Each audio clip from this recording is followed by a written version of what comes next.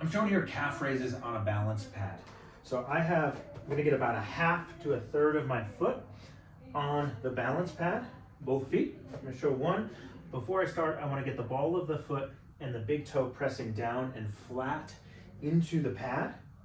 And then from there, I wanna draw the knees out just a bit. Not a ton, because I don't wanna roll the ankle. I wanna keep the ball of the foot and the big toe flat on the pad, but then draw the knees out. From there, and I'm using this for balance so I can see the camera, I'm gonna come up and then back down with control, trying to gently press down through the toes at the top, keeping the body nice and straight so you're not sticking the butt out. So from the side view, I wanna be nice and straight. You can glance down at the toes, but then if you do find that you're hinging over, then we'll straighten back up, maybe a little squeeze of the glutes.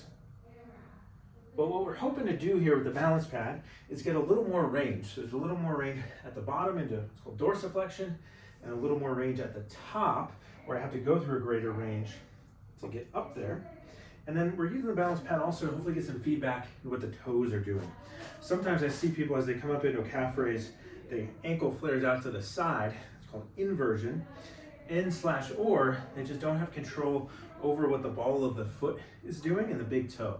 We get a lot of our stability and power and balance from the ball of the foot and the big toe. And so when I set up here, I can kind of feel that on the balance pad. And so I want to get some pressure down and flat with the big toe there. And then I can follow with a little pressure through the other four and then come up and back down. We want to do this as a nice controlled cadence. Sometimes I have a metronome, so about 30, 40 beats a minute. All the way up, squeeze, all the way down. If any part of that range is uncomfortable at the top or the bottom, then just go through whatever range that you have available to you without discomfort.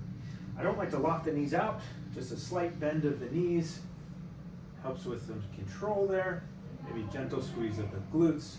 Then I'm using this to balance. You can only do something like that, but usually I would do these. I'll turn my back to the camera for a second, kind of facing a wall, so my hands are against the wall.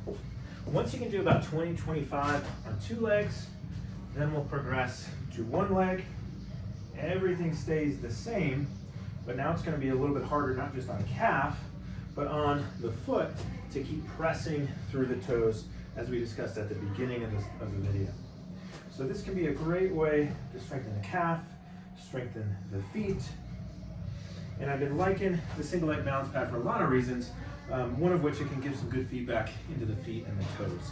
Of course, you can do something like this without a balance pad or off a step, in which case we set it up the same way, getting attention through the ball of the foot and the big toe, pressing down, keeping that down as we come up so I don't go outward with the ankles, and going at a nice good cadence, progressing to one leg.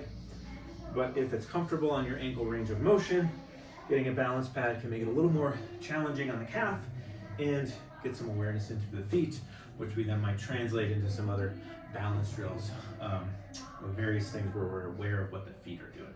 So give that a shot. It's a good calf raise variation. Even with all these cues, don't overthink it. Just kind of be aware of what the foot and ankle are doing throughout.